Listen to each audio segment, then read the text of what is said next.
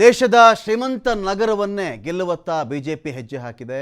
ಕೆಲವು ಕಡೆಯಲ್ಲಿ ಫಲಿತಾಂಶ ಬಂದಿದೆ, ಕೆಲವು ಕಡೆಯಲ್ಲಿ ಟ್ರೆಂಡ್ ಮಾತ್ರ ನಮಗೆ ಈ ಕ್ಷಣಕ್ಕೂ ಸಿಗ್ತಾ ಇದೆ. 8 ಗಂಟೆ ವೇಳೆಗೆ ಒಂದು ಕ್ಲಿಯರ್ ಪಿಕ್ಚರ್ ಸಿಗಬಹುದು.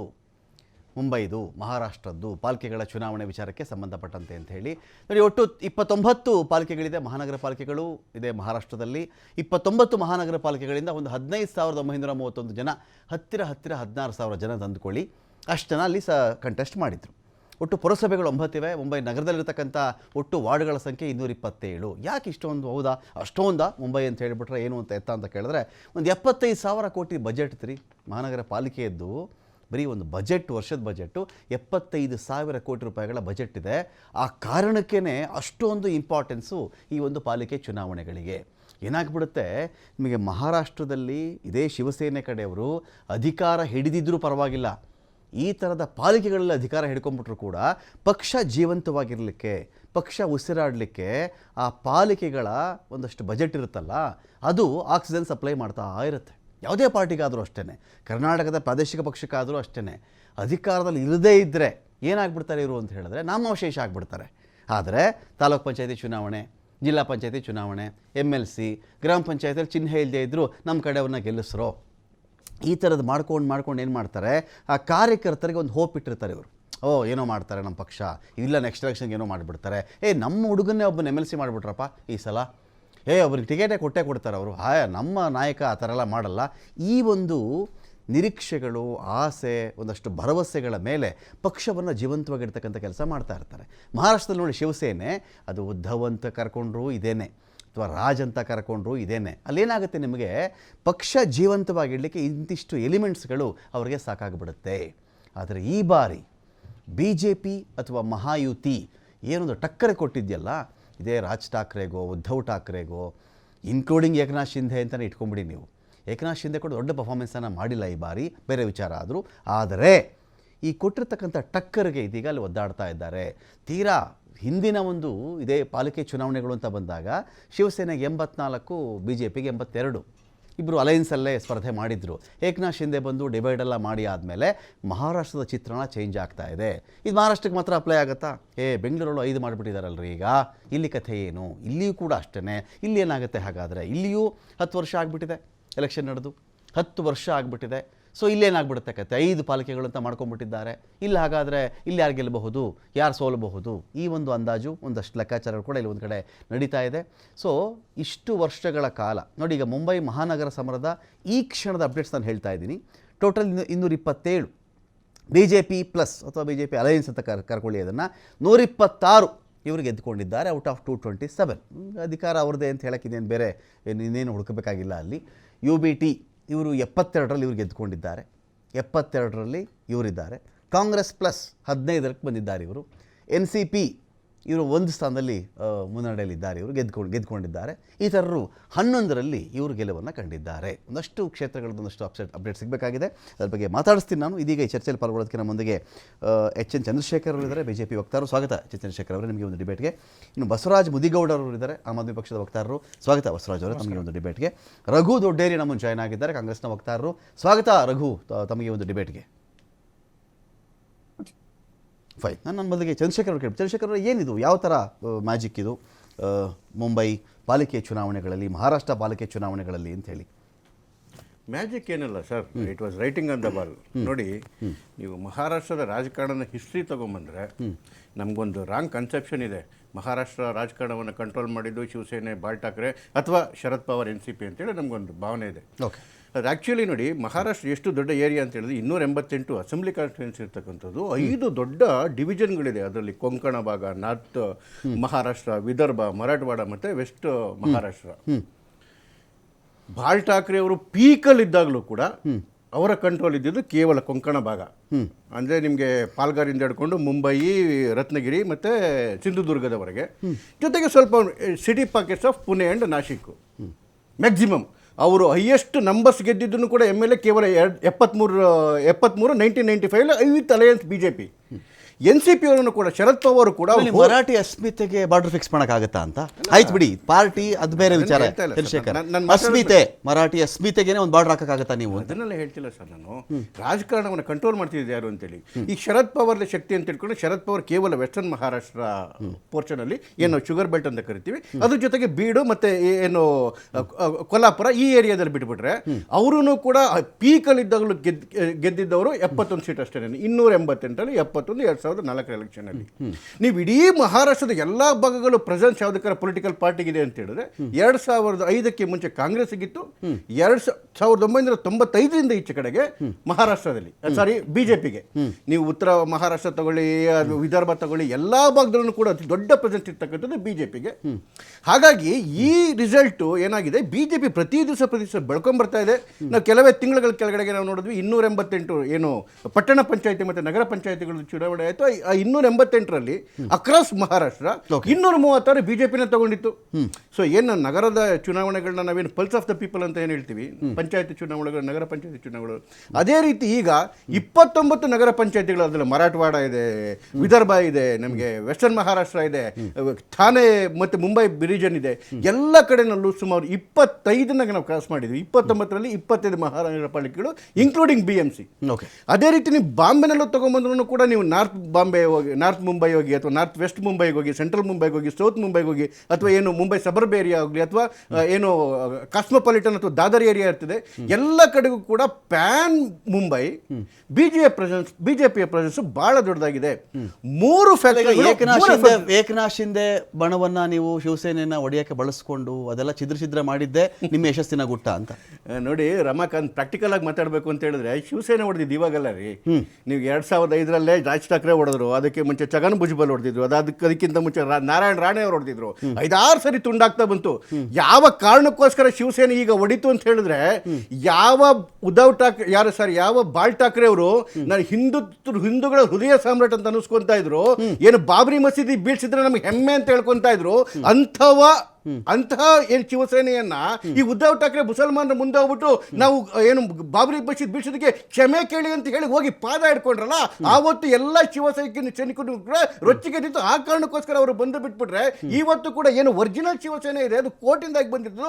ಒರಿಜಿನಲ್ ಶಿವಸೇನೆ, ಒರಿಜಿನಲ್ ಶಿವಸೈನಿಕರು ಯಾವತ್ತೂ ಕೂಡ ಮಹಾರಾಷ್ಟ್ರದ ಅಸ್ಮಿತೆ ಮತ್ತೆ ಏನು ಹಿಂದುತ್ವಕ್ಕೋಸ್ಕರ ಹೊರಡ್ಕೊಂಡು ಬಂದಿಲ್ಲ, ಅದೇ ಕಾರಣಕ್ಕೋಸ್ಕರ ಅವರು ಆಚೆ ಕಡೆಗೆ ಬಂದಿದ್ದು. ಹಾಗಾಗಿ ಇವತ್ತು ಅವ್ರು ಕಂಫರ್ಟಬಲ್ ಆಗಿದ್ದಾರೆ. ಇವತ್ತು ನೋಡಿ, ಶಿಂದೆ ಠಾಣೆ ಭಾಗದಲ್ಲಿ ಗೆದ್ದಿದ್ದಾರೆ, ಇಲ್ಲಿ ಪುಣೆನಲ್ಲಿ ನಮ್ಮ ಜೊತೆಗೆ ಮಾಡಿದ್ದಾರೆ. ಆಲ್ಮೋಸ್ಟ್ 25ರಲ್ಲಿ 21 ನಮ್ಮ ಜೊತೆನೇ ಇದ್ದಾರೆ. ಸೊ ಆಗಿರ್ತಕ್ಕಂಥದ್ದೇನು, ಯಾರು ತಮ್ಮ ಕೋರ್ ವಿಚಾರಧಾರೆಯನ್ನ, ಕೋರ್ ವೋಟ್ ಬ್ಯಾಂಕ್ ಬಿಟ್ಬಿಟ್ಟು ಕೇವಲ ಅಧಿಕಾರ ಲಾಲಸೆಗೋಸ್ಕರ ವೋಟ್ ಬಿಟ್ಬಿಟ್ಟು ಹೋದ್ರು, ಇವತ್ತು ಅವ್ರು ಎಲ್ಲಿದ್ದಾರೆ? ಅಲ್ಲ, ಈಗ ಅಣ್ಣಾಮಲೆಗೆ ಅವಮಾನ ಮಾಡಿಬಿಟ್ರು. ಅದೇನೋ ಲುಂಗಿ ಡೈಲಾಗ್ ಅದು ಹೇಳಿ ಒಂಚೂರು ಚೆನ್ನಾಗಿ ನೀವು ಪಂಚ ಉಟ್ಕೊಂಡ್ಬಿಟ್ಟಿದ್ರು. ಅದಕ್ಕೆ ಕೇಳಿದೆ ನಾನು, ಲುಂಗಿ ಊಟ ಪುಂಗಿ ಬಜಾವು ಅಂತ ಹೇಳಿ. ಅದಕ್ಕೆ ನೀವೆಲ್ಲ ಇವತ್ತು ಇದನ್ನ ಹಾಕೊಂಡು ನೀವು ಪ್ರತಿಭಟನೆ ನೀವು ತೋರಿಸ್ತಾ ಇದ್ದೀರಾ ಇಲ್ಲಿ. ಹೌದು, ನೋಡಿ, ಪಂಚೆ ಅಂತಕ್ಕಂಥದ್ದು, ಲುಂಗಿ ಅಂತಕ್ಕಂಥದ್ದು ನಮ್ಮ ಸಂಸ್ಕೃತಿ ರೀ, ನಮ್ಗೆ ಹೆಮ್ಮೆ ಇದೆ. ಆ ಸಂಸ್ಕೃತಿ ಬಗ್ಗೆ ಯಾವನಾದ್ರೂ ಮಾತಾಡಿದ್ರೆ, ಮದ್ರಾಸಿಗಳು ಲುಂಗಿ ಅಂತ ಅವಮಾನ ಮಾಡಿ ಮಾತಾಡ್ಲಿ, ಯಾರಾದ್ರೂ ಮಾತಾಡ್ಲಿ, ಅದು ಒಂದೊಂದು ವೈವಿಧ್ಯತೆಯಲ್ಲಿ ವಿವಿಧತೆಯಲ್ಲಿ ಏಕತೆ ಅನ್ನೋದೇ ಭಾರತೀಯ ಸಂಸ್ಕೃತಿ. ಅಲ್ಲಿ ಇದಾಕೋಬಹುದು, ಇಲ್ಲಿ ನಾವು ಪಂಚೆ ಹಾಕೊಂತೀವಿ, ಬೇರೆ ಕಡೆಗೆ ಇದಾಕೋಬಹುದು, ಏನಾದ್ರೂ ಹಾಕೊಳ್ಳಿ, ಮುಂಡು ಹಾಕೋಬಹುದು.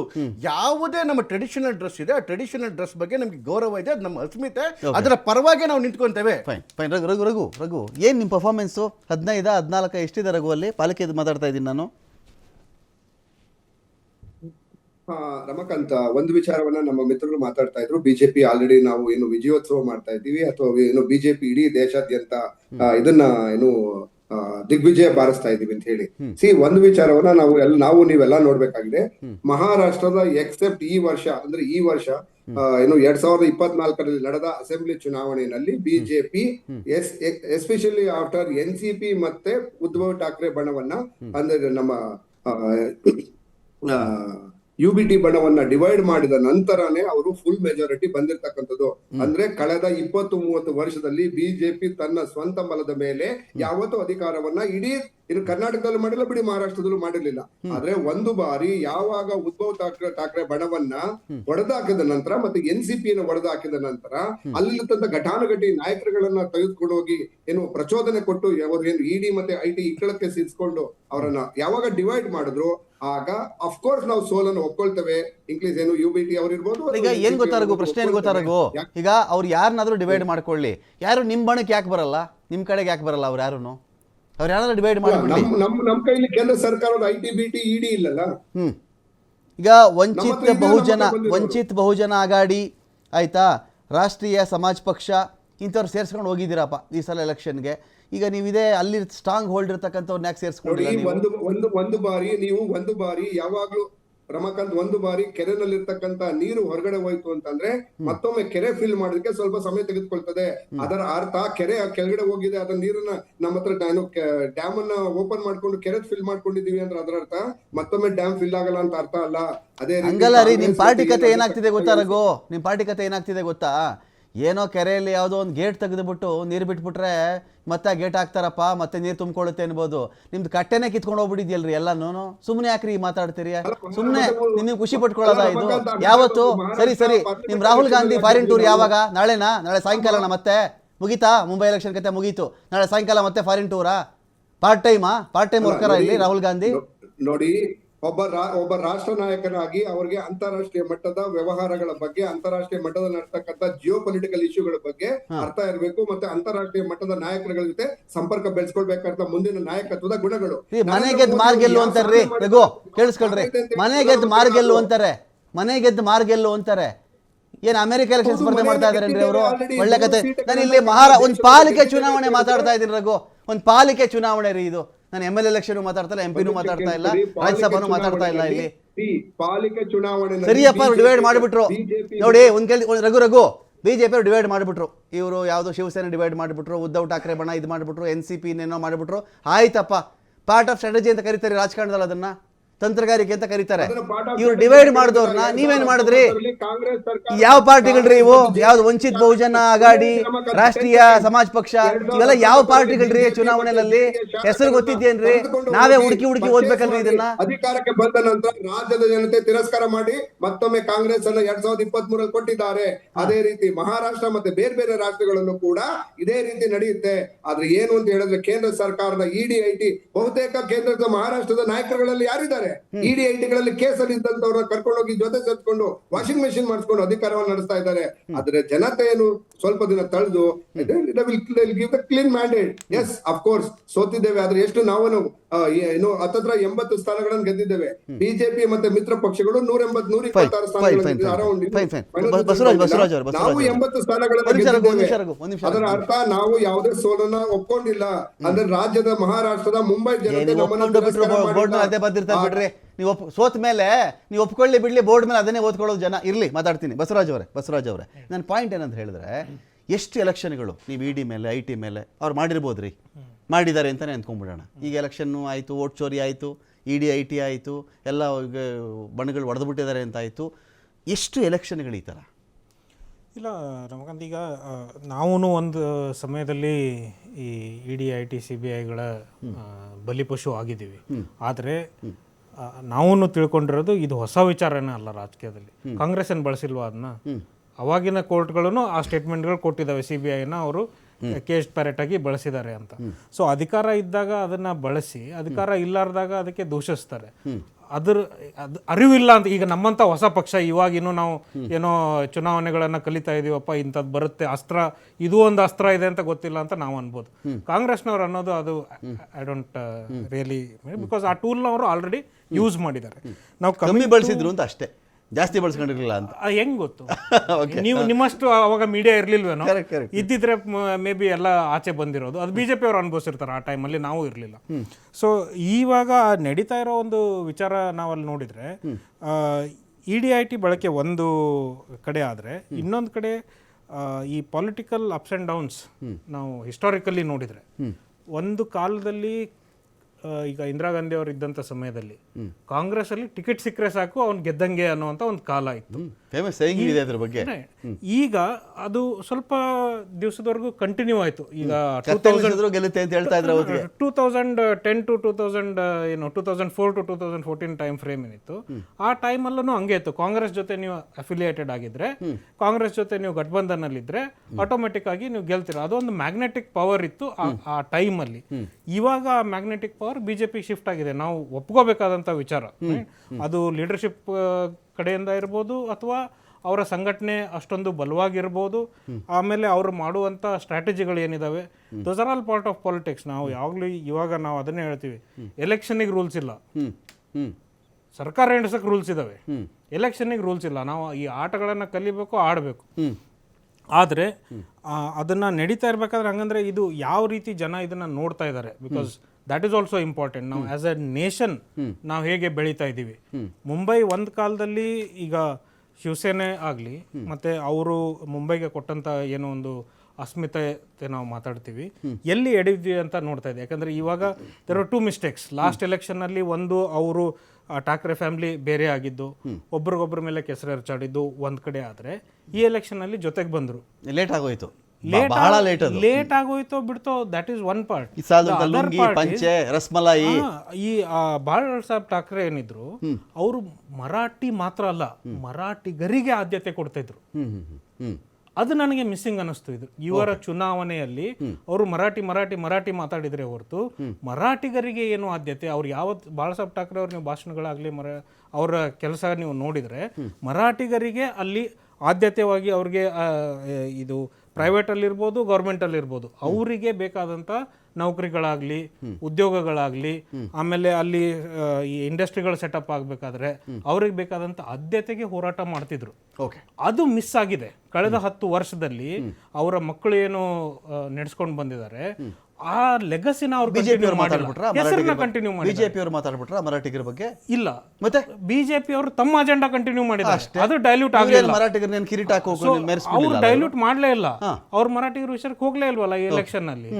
ಅವ್ರು ಮಿಕ್ಕಿದ್ದು ಇದೆಲ್ಲ ಕನ್ಸಾಲಿಡೇಟ್ ಮಾಡಿದ್ರು, ಮರಾಠಿ ಬಿಟ್ಟು ಮಾತಾಡೋಣ ಅಂತ ಹೇಳಿ. ಪ್ಲಸ್ ಹಿಂದೂ ಅಜೆಂಡಾ ಇತ್ತು.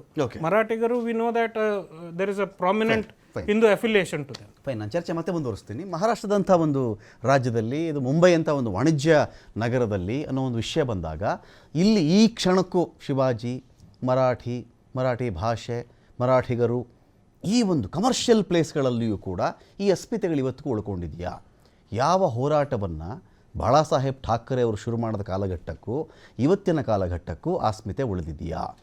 ಅಂದರೆ ಯಾವುದೋ ಒಬ್ಬ ಪಕ್ಷ ಇದೆಯಪ್ಪ, ಇವರು ಮರಾಠಿಗರು ಏನೋ ಮಾಡಿಬಿಡ್ತಾರೆ ಅನ್ನೋ ನಂಬಿಕೆ ಇದೆಯಾ? ಅಥವಾ ಎಲ್ಲ ರಾಜಕಾರಣಿಗಳು ಒಂದೇ ಅಂತ ಮಹಾರಾಷ್ಟ್ರ ಜನ ನೋಡೋಕ್ಕೆ ಶುರು ಮಾಡಿದೆ? ಎಲ್ಲ ಕಡೆಯಿಂದ ಬರ್ತಾರೆ ಈ ಮಹಾರಾಷ್ಟ್ರಕ್ಕೆ, ಎಲ್ಲ ಕಡೆಯಿಂದ ಜನ ಇದ್ದಾರೆ. ಅದಲ್ಲ, ನಾನು ನೀನು ಮರಾಠಿ ಮಾತಾಡು, ನೀನು ಹಿಂದಿ ಮಾತಾಡಬೇಡ, ನೀನು ಕನ್ನಡ ಮಾತಾಡಬೇಡ, ತಮಿಳು ಮಾತಾಡಬೇಡ, ನೀನು ಓಡಿಸ್ಬಿಡ್ತೀನಿ, ಇದು ನಡೆಯುತ್ತಾ? ಇವತ್ತಿಗೂ ಈ ಸಂಘಗಳು, ಈ ಅಸ್ಮಿತೆಗಳ ಹೋರಾಟ, ಯಾವುದೋ ಸಣ್ಣ ಇಶ್ಯೂ ಇಟ್ಕೊಂಡು ಒಂದು ಕಾಲಕ್ಕೆಲ್ಲ ದೊಡ್ಡದಾಗಿ ಮಿಂಚಿದ್ರಲ್ಲ, ಅದು ಇವತ್ತಿಗೂ ಇದೆಯಾ? ಬೆಂಗಳೂರು ಅಂತ ಬಂದಾಗ ನೆಕ್ಸ್ಟ್ ಏನಾಗುತ್ತೆ? ಯಾವ ಒಂದು ಕೀ ಫ್ಯಾಕ್ಟರ್ ಇಲ್ಲಿಗ ಮರಾಠ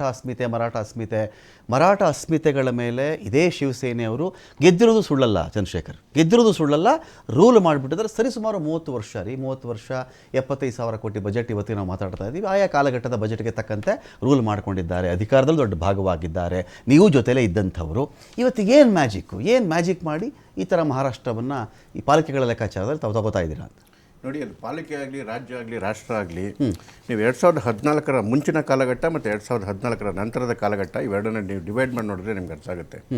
ಅದಕ್ಕೆ ಮುಂಚೆ BJP ಬರ್ತಿತ್ತು, ಕಾಂಗ್ರೆಸ್ ಬರ್ತಿತ್ತು, ಇನ್ನೊಬ್ರು ಯಾರೋ ಬರ್ತಿದ್ರು, ಹೋಗ್ತಾ ಇದ್ರು, ಈ ರೀತಿ ನಡ್ಕೊಂಡು ಹೋಗೋದು. ಅದು 2014ರ ನಂತರ ಬದಲಾವಣೆ ಆಗಿದೆ ಅಂತ ಹೇಳಿದ್ರೆ, ನೋಡಿ 2005ರ ಚುನಾವಣೆ ನಂತರ ಅಸ್ಸಾಂ ಒಂದು ಬಿಟ್ಟರೆ ಬೇರೆ ಯಾವುದೇ ರಾಜ್ಯದಲ್ಲಿ ಯಾವುದೇ ಇದು ಚುನಾವಣೆಯಲ್ಲಿ ಕಾಂಗ್ರೆಸ್ಸು ಆಡಳಿತ ಮಾಡ್ತಿದ್ದು ಮತ್ತೆ ರಿಪೀಟ್ ಆಗಿಲ್ಲ. ಓಕೆ, ಒಂದೇ ಸರಿ 2011ರಲ್ಲಿ ಗೊಗೋಯ್ ಅವರು ಆಗಿದ್ದು ಬಿಟ್ಟರೆ ಅಸ್ಸಾಮಲ್ಲಿ ಯಾವುದೆಲ್ಲ ರಿಪೀಟ್ ಆಗಿಲ್ಲ. ಯಾವುದೆಲ್ಲ ರಾಜ್ಯದಲ್ಲಿ ಆಡಳಿತ ಇದ್ದಾರೆ, ನೆಕ್ಸ್ಟ್ ಸೋಲ್ತಾರೆ. ಅದೇ ಬಿಜೆಪಿ ಇನ್ಕಂಬೆನ್ಸಿ ಡೆಫಿನೆಟ್ ಆಗಿ ಅದೇ ಬಿಜೆಪಿಗೆ ನೋಡಿ, ಮೋಸ್ಟ್ ಆಫ್ ದ ಕೇಸಸ್, ನಾನು ಎಲ್ಲ ಕ್ಷೇತ್ರ ಅಂತ ಹೇಳಲ್ಲ, ಮೋಸ್ಟ್ ಆಫ್ ದ ಕೇಸ್, ನೀವು ಗುಜರಾತ್ಗೆ ಹೋಗಿ, ಮಧ್ಯಪ್ರದೇಶಕ್ಕೆ ಹೋಗಿ, ಹರಿಯಾಣಗೆ ಹೋಗಿ, ಅಸ್ಸಾಂಗೆ ಹೋಗಿ, ಒಂದು ಸರಿ ಇದು ಬಂದರೆ, ರಾಜ್ಯ ಬಂದರೆ ಅಥವಾ ರಾಷ್ಟ್ರದಲ್ಲೇ ತಗೊಳ್ಳಿ, ಮತ್ತೆ ರಿಪೀಟ್ ಆಗುತ್ತೆ, ಪ್ರೋ ಇನ್ಕಂಬೆನ್ಸಿ ಬರುತ್ತೆ. ಅದ್ರ ಅರ್ಥ, ಆಗ್ಲೇ ನಾನು ಗ್ಯಾಪಲ್ಲಿ ಮಾತಾಡ್ತಾ ಒಂದು ಪದ ಯೂಸ್ ಮಾಡಿದ್ರು ಬಸವರಾಜ್ ಅವರು, ಆಸ್ಪಿರೇಷನಲ್ ಏನು index of the people has increased ಅಂತೇಳಿ. ಜನ ಇವತ್ತು ವೋಟ್ ಆಗ್ತಕ್ಕಂಥದ್ದು ಯಾವುದೋ ಒಂದು ಏನು ಏನು ಉದ್ರೇಕ ಮಾಡ್ತಕ್ಕಂಥ ಮಾತುಗಳಿಗಲ್ಲ. ಮರಾಠಿ 3 ವಿಚಾರಗಳು ಜನಗಳು ಇಷ್ಟಪಡ್ತಕ್ಕಂಥ, ಈವನ್ ಮೋದಿಯವರು ಕೂಡ ಅದೇ ಪಲ್ಸ್ ಇಟ್ಕೊಂಡಿದ್ದಾರೆ. ಮೊದಲನೇದು ನ್ಯಾಷನಾಲಿಟಿ, ಎರಡನೇದು ಡೆವಲಪ್ಮೆಂಟು. ಇವೆರಡು ತುಂಬ ಇಂಪಾರ್ಟೆಂಟ್ ಆದ ಫ್ಯಾಕ್ಟರ್ಗಳು. ನೀವು ನ್ಯಾಷನಾಲಿಟಿ ಬಿಟ್ಟು ಡೆವಲಪ್ಮೆಂಟ್ ಮಾತಾಡ್ಲಿಕ್ಕೂ ಆಗಲ್ಲ, ಡೆವಲಪ್ಮೆಂಟ್ ಬಿಟ್ಟು ನ್ಯಾಷನಾಲಿಟಿ ಬಿಟ್ಟು ಮಾತಾಡ್ಲಿಕ್ಕೂ ಆಗಲ್ಲ. ಹಿಂದುತ್ವ ಅಲ್ಲ, ನೀವು ಶಿವಸೇನೆ ಹೆಂಗ್ ಮರಾಠಿ ಅಂತಾರೋ ಬಿಜೆಪಿ ಹಿಂದುತ್ವದ ಮೇಲೆ ಬಂದದ್ದಲ್ವಾ ಸರ್? ನ್ಯಾಷನಾಲಿಟಿ ಅಂದ್ರೆ ಹಿಂದುತ್ವನೇ ರೀ. Okay. ಹಿಂದುತ್ವ ಬಿಟ್ಟು ನ್ಯಾಷನಾಲಿಟಿನೇ ಇಲ್ಲ ಅಲ್ಲಿ. ಯಾವುದು ನಾವು ನ್ಯಾಷನಾಲಿಟಿ ಒಳಗಡೆ ನಮ್ಮ ಸಂಸ್ಕೃತಿ, ಹಿಂದೂಗಳು ಮಾತ್ರ nationality ನಂಗಾರೆ.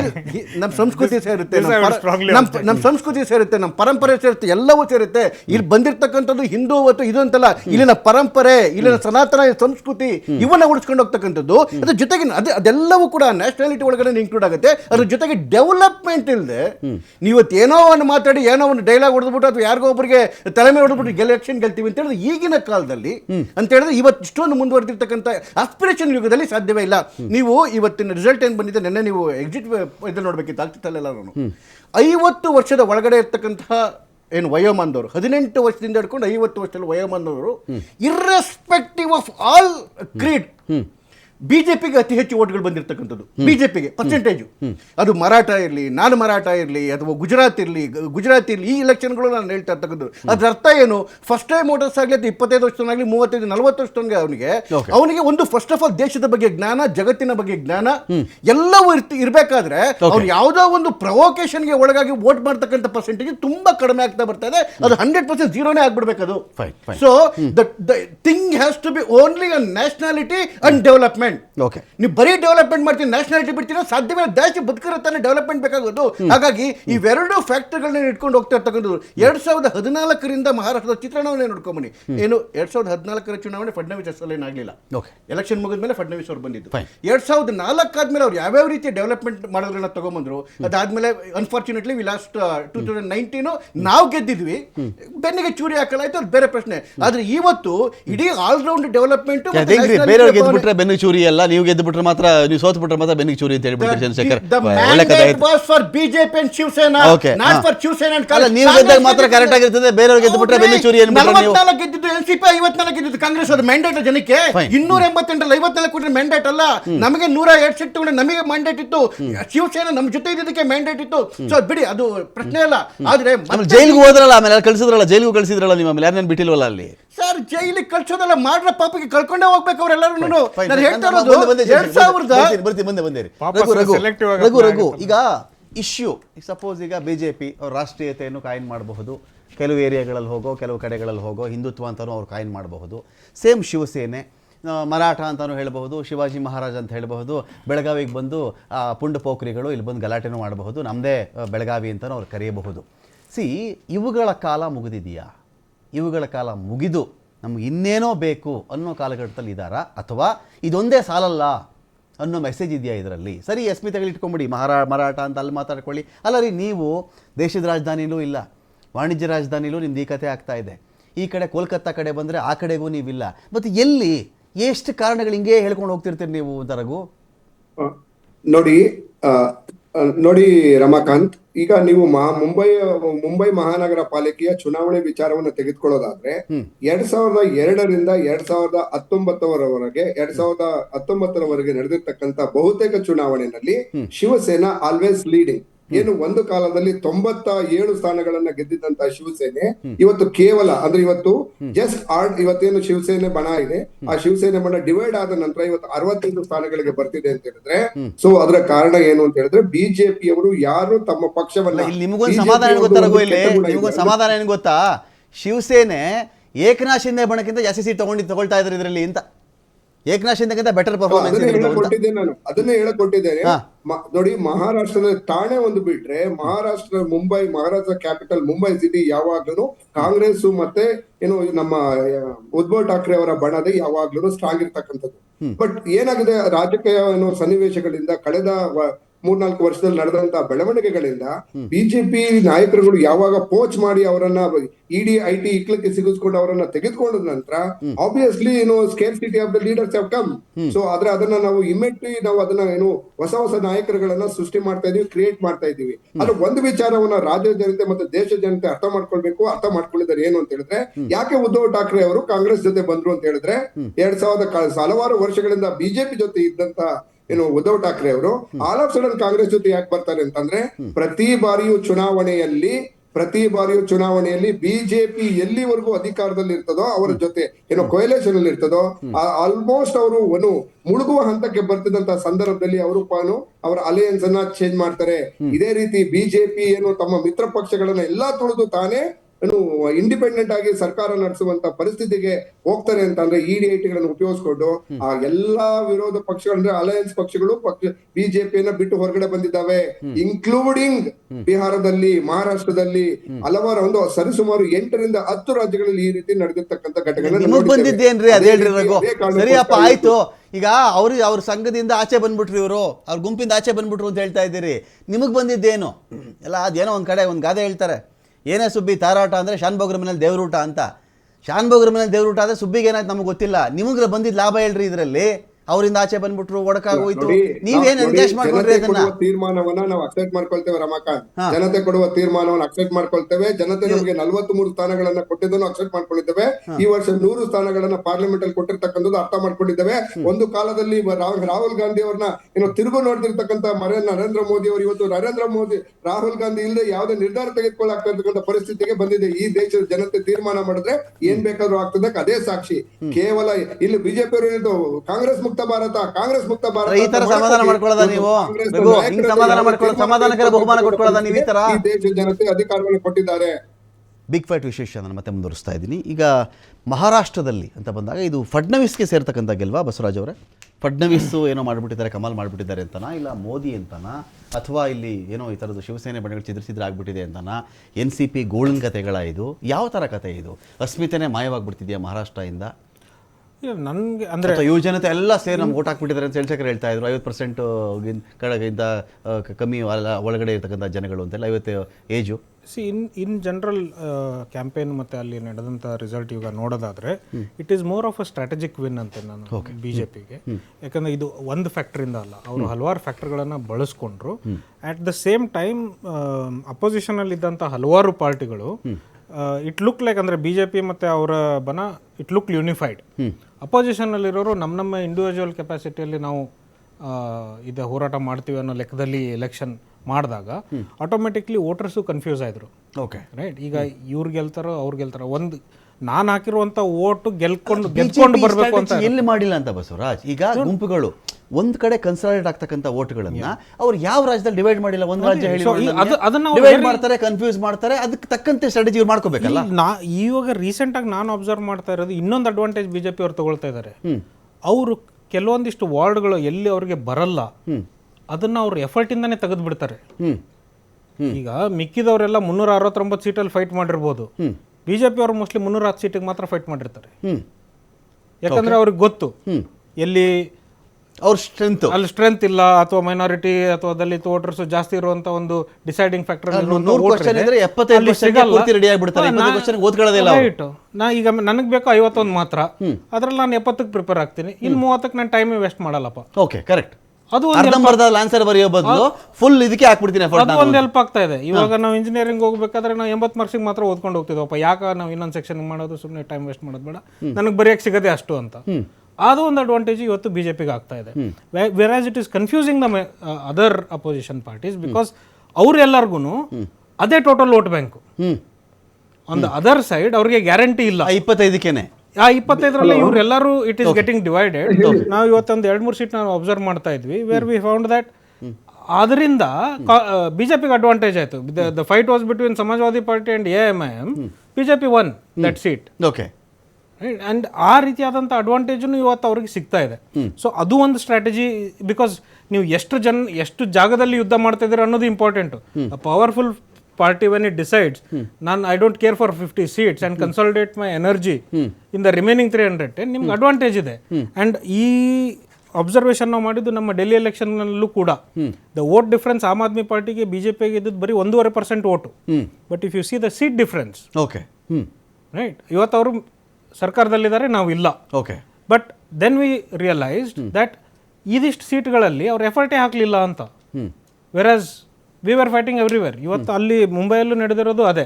ಈಗ ಉದ್ಧವ್ ಠಾಕ್ರೆ ಅವರಾಗಲಿ, NCP ಆಗಲಿ, AIMIM ಆಗಲಿ. ಇನ್ನೊಂದು ಕೇಳ್ತೀನಿ ಸರ್, ನಿಮ್ಗೆ ಕೇಳ್ಬಿಟ್ಟು They are fighting so hard, ಕೇಳ್ತೀನಿ.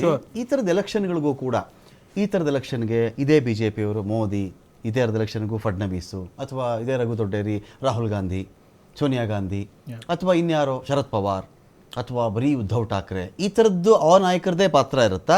ಸ್ಥಳೀಯ ನಾಯಕತ್ವಕ್ಕೆ ಆದ್ಯತೆ ಕೊಡದಿದ್ರು ಈ ಹಣೆ ಬರ ಆಗುತ್ತಾ ಅಂತ? ಲೋಕಲ್ ಲೀಡರ್ಶಿಪ್ ಆದ್ಯತೆ ಕೊಡ್ಲಿಲ್ಲ. ವಾರ್ಡಲ್ಲಿ ಒಬ್ಬ ಕಾರ್ಪೊರೇಟರ್ ಓಟ್ ಹಾಕ್ಬೇಕು ಅಂದ್ರೆ ಯಾಕೆ ಓಟ್ ಹಾಕ್ಬೇಕು? ಮೋದಿ ನೋಡಿ ಓಟ್ ಹಾಕ್ಬೇಕು ಅಲ್ಲಿ ಕಾರ್ಪೊರೇಟರ್? ಬರೀ ಆದ್ಯತೆ ಅಲ್ಲ, ನೀವು ಲೋಕಲ್ ಲೀಡರ್ಗಳನ್ನ ಬೆಳೆಸಬೇಕಾಗುತ್ತೆ. Okay, that is the responsibility of national leaders. ಇವತ್ತು BJP ಅವರು ಬಿಹಾರದ ಯುವಕನ ವರ್ಕಿಂಗ್ ಪ್ರೆಸಿಡೆಂಟ್ ಮಾಡಿ ಅವರು ಟ್ರೈನ್ ಅಪ್ ಮಾಡ್ಕೊಂಡು ಒಂದು ಪ್ರೆಸಿಡೆಂಟ್ ಮಾಡ್ತಾರೆ. They have a strategy, long term plan ಇದೆ. That applies everywhere. ನಮ್ದು ಈಗ ಇಂಡಿಯನ್ ಕ್ರಿಕೆಟ್ ಟೀಮ್ ಇವತ್ತು ಇಷ್ಟು ಸಕ್ಸಸ್ಫುಲ್ ಆಗಿ ಯಾಕೆ ಮಾಡ್ತಾ ಇದೆ? ಒಂದು ಕಾಲದಲ್ಲಿ ನಾವು ಒಂದು ಕಪ್ ಗೆದ್ರೆ ಇನ್ನೊಂದು ಏನಾಗುತ್ತೆ ಅಂತ ಗೊತ್ತಿರಲಿಲ್ಲ. ಇವಾಗ ಟೀಮ್ 5 ವರ್ಷಕ್ಕೆ ಹೇಗೆ ಮಾಡೋದು, 10 ವರ್ಷಕ್ಕೆ ಏನು ಮಾಡೋದು, ಮುಂದಿನ ವರ್ಲ್ಡ್ ಕಪ್ಗೆ ಹೆಂಗೆ ಅಂತ ಯೋಚನೆ ಮಾಡಿ, ಸ್ಟ್ರಾಟಜಿ ಮಾಡಿ, ಇವತ್ತು ಯಾರು ನಡೆಸೋದು, ನಾಳೆ ಯಾರನ್ನ ಕ್ಯಾಪ್ಟನ್ ಮಾಡೋದು ಅಂತ ಮಾಡ್ತಾ ಇದೆ. ಆ ಸ್ಟ್ರಾಟಜಿ ಪಾಲಿಟಿಕ್ಸ್ಗೂ ವರ್ಕ್ ಆಗುತ್ತೆ. ನಮ್ಮದೇ ಬೇರೆಯವರು ವಾರ್ಗ್ ರೆಡಿ ಆದ್ರೆ ಇವ್ರು ಬ್ಯಾಟಲ್ ರೆಡಿ ಆಗ್ತಾರೆ ಅಂತ. Yeah, definitely. And ಅವ್ರಿಗೆ I mean they have a very long term vision which is lacking in a consolidated Chandrashekhar ಅವರೇ, ಈ ಲೋಕಲ್ ಲೀಡರ್ಶಿಪ್ ಅನ್ನ ಬೆಳೆಸೋ ವಿಚಾರ ಈ ಬಿಡಿ, ಈಗ ಅಸ್ಮಿತೆ, ಹಿಂದುತ್ವ, ರಾಮ ಮಂದಿರ, ಬಾಬರಿ ಮಸೀದಿ, ತುಷ್ಟೀಕರಣ ಎಲ್ಲ ನೋಡ್ತಾ ಇದ್ದೀವಲ್ವಾ? ಅಟ್ ದ ಸೇಮ್ ಟೈಮ್ ಸ್ಥಳೀಯ ನಾಯಕತ್ವ ಆಲ್ ಆಫ್ ಅ ಸಡನ್ ಕರ್ನಾಟಕದಲ್ಲಿರ್ತಕ್ಕಂಥವ್ರಿಗೆ ಸಡನ್ ಆಗಿ 5 ಜನ ಸ್ಟ್ರಾಂಗ್ ಆಗಿರ್ತಕ್ಕಂಥ ಕಾಂಗ್ರೆಸ್ ಲೀಡರ್ನ ಮಹಾರಾಷ್ಟ್ರದಲ್ಲಿ ಹೇಳಿ ಅಂದರೆ ಕಷ್ಟ ಆಗಬಹುದೇನೋ. May find difficult to pronounce or difficult to find. ನನ್ನ ಪಾಯಿಂಟು, ಈ ಲೋಕಲ್ ಲೀಡರ್ಶಿಪ್ ಕಥೆ ಏನು ನಿಮ್ಮಲ್ಲಿ? ಖಂಡಿತ ನೋಡಿ, ಯಾವಾಗಲೂ ಪಕ್ಷಗಳು ಕುಟುಂಬ ರಾಜಕಾರಣಕ್ಕೆ ನೇತು ಬಿದ್ದಾಗಲೇ ಈ ಥರ ಲೋಕಲ್ ಲೀಡರ್ಶಿಪ್ಗಳು ಸತ್ತೋಗೋದು. ಈಗ ನೋಡಿ, ದೇವೇಂದ್ರ ಫಡ್ನವೀಸ್ ಎಲ್ಲಿಂದ ಬಂದವರು? ಸಣ್ಣ ಒಂದು ಕಾರ್ಪೊರೇಷನ್ ವಿಮರ್ಶೆ ಮಾಡ್ಕೊಳ್ತಾರೆ ಕರ್ನಾಟಕದಲ್ಲಿ. ಡಿಸರ್ವ್ ಮಾಡಲಿಲ್ಲ ನಿಮ್ಮ ಕಾರ್ಪೊರೇಷನ್ ಇದಾಕೊಂಡು ಅಲ್ಲಿಂದ ಮೇಯರ್ ಹಾಕೊಂಡು ಇವತ್ತು ಚೀಫ್ ಮಿನಿಸ್ಟರ್ ಆಗಿರ್ತಕ್ಕಂಥದ್ದು.